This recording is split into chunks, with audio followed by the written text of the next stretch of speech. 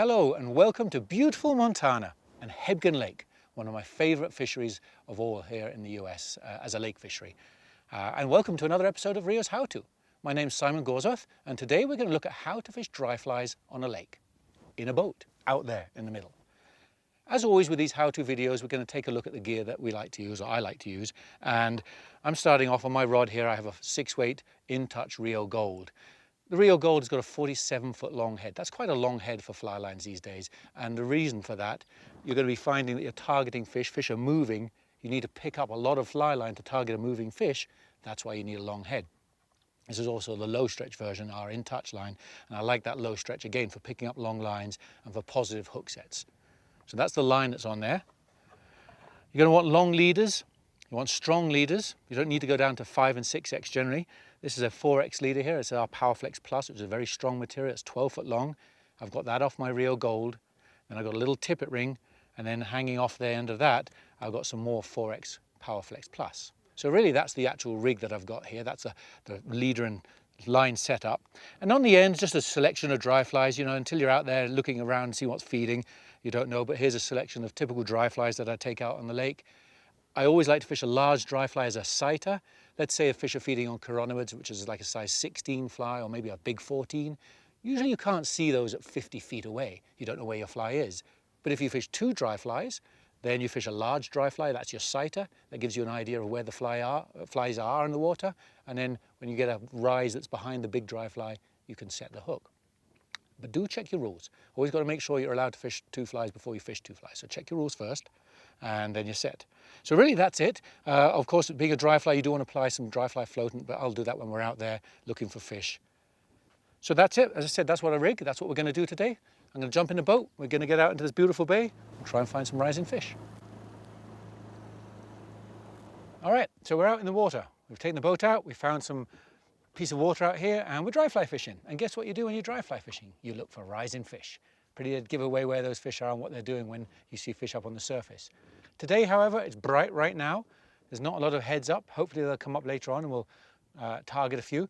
But when you haven't got heads up and you want to fish dry fly, what do you want to do? You want to look for areas where you're more likely to get heads up than not. And this is a perfect example. What we'll do, we've posted up on what's called a slick. A slick is a wide bit, or it could be a narrow bit, but a bit of calm water, kind of glassy, oily water amongst all the ripple. Flies and bugs get caught up in this slick. Fish know that, and fish tend to move up slicks. When you've got wide slicks, watch the edges of the slick where the slick meets the ripple. Fish go up the edges of the slick and the ripple. And also look for bubbles. Right now the post we're up here, where we're posted, is bubbles on the water, there's duns on the water, I can see some mayflies on the water, I can see some shucks, which are cases from flies that are already hatched out, mostly chironomids.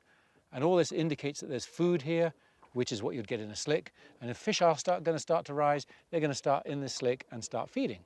And a really important tip to know is when there's a wind, almost invariably fish swim upwind feeding into the wind lanes.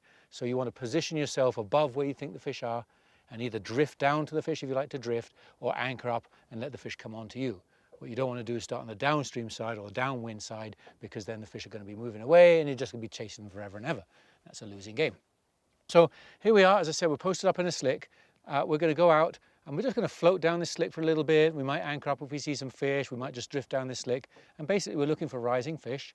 And if you see a fish rise, like dry fly fishing in a river, you want to cast upwind or upstream of the fish. And you want to let your flies drift onto the fish, or the fish come onto the flies. And I'm going to run through a couple of techniques when we're fishing here of what to do. Slack's a really important asset to have when you're fishing dry flies in a lake. Believe it or not, it doesn't sound like it, but it does, and I'll show you why. And also the last tip, really, in a lake, there's no real current here, so fish, when they take, they aren't hasty. They're leisurely, they come up, they'll usually head and tail, and things that happen to a lot of anglers, they just set the hook way too fast. So they're much slower lift sets rather than fast snatch sets. So really that's about what we're going to be looking for. That's what we're going to do. We're going to play around in this slick. We're going to look for rising fish, and I'll talk through a few things that I'm doing as we're fishing. See how you do that? Still at 12. That's a slack line cast. Moving there. 11:30. Okay, so we've boated around the lake looking for slicks, looking for rising fish, and there aren't any. And that's a real problem to do a dry fly fishing video when there's nothing rising. Still, knowledge is very important. So let's have a look at how you fish the dry fly in a lake and a couple of just simple tips about helping you increase your catch rate should fish be rising and you get the chance to catch one. So I've got dry flies on, as I said, and I've got the drogue out and we're drifting out, just kind of drifting downwind. And one of the most important things in a lake is to avoid drag. I know everyone knows about it in a river, but in a lake people don't associate that. If you're fishing dry flies anchored, your boat is stationary, the current and wind is moving away, you cast a straight line and very soon your fly will sit still and the naturals all drift past. It's a downside. So I love fishing dry flies in lakes, drifting in a boat. You can throw out a drogue and slow your drift down if you want to. If there isn't much wind, you can just drift naturally. But drifting will give you a far better presentation of your dry flies in a lake than anchored up for that reason. If you do fish anchored, I'm going to show you a little tip here. If you do fish anchored, slack is good. What you really want is to make sure that you have some slack line. I'm just going to show you a little tip here. I've got a little bit of slack line in my left hand hanging down here. And as you're in an anchored boat and your line is starting to pull away from you, you want to just flick out a loop of slack like that. Just flick a couple of feet of slack on the water. And gradually what you'll see is your line will wash away and that'll soon get tight. Then you flick another couple of foot. So if you're fishing in the anchored boat, you do need to feed slack from dry flies. If you're fishing in a drift boat, you don't. Really, that's about the best tip I can give you. Again, you're looking for rising fish, you're looking for slicks, you're looking for likely spots like that for fish to rise. I like to fish straight down my boat because that way I'm drifting onto it so I can keep tension and I can keep an eye on my flies. Every now and then you're going to find a fish rises to the side and you make a cast out here to the side. Well, just be careful of that because now you're creating a different angle, you might get more drag. So just be aware, drag is as significant in a lake as it is in a river. Well, that didn't work either. So one other thing you can do in a clear lake like this is head into some shallow water and look in the clearness of the lake in shallow water for cruising fish. So what we're going to do, we're going to take up, wind the line in, go and find a little bay around here where there's no wind, where the water's calm and the sun shows us some fish, and try and find some fish that are cruising around and get them that way.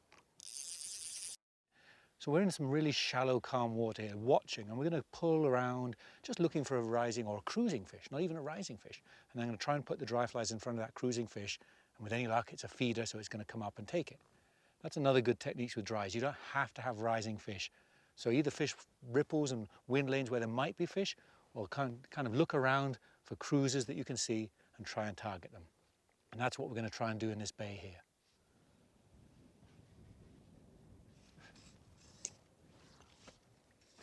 He's going to come onto that calabatus. He's coming straight to that calabatus. He's coming straight up to it. Nice. Yes. Beautiful. Oh yeah, there you go. You called that one. Nice.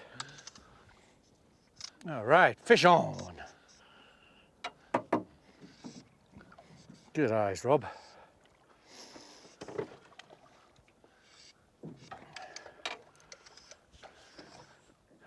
Let's get this baby in. Well done. On Nice the dry, fish. on the top. Nicely done. That was superb to watch. He followed that, he just came after it. He's coming, he's coming. That is dry fly fishing at its finest. What a beautiful rainbow. Classic dry fly grab on a lake. Fantastic. That is just awesome. Just love seeing fish on the surface, whether it's river or lake or wherever it is. Came up, took the calabatus, no hesitation, nice slow lift. Remember, never set these hooks on reservoir dry flies at fast and high speed, just nice slow lift. All the confidence in the world in those grabs. Fantastic. Well, there you go. Dry fly on a lake. Hopefully you enjoyed that episode of how to fish a dry fly on a lake. And if you did, stay tuned to the RIO website and check out our other ones, our other how-to videos. Many thanks for watching. Catch you on the water.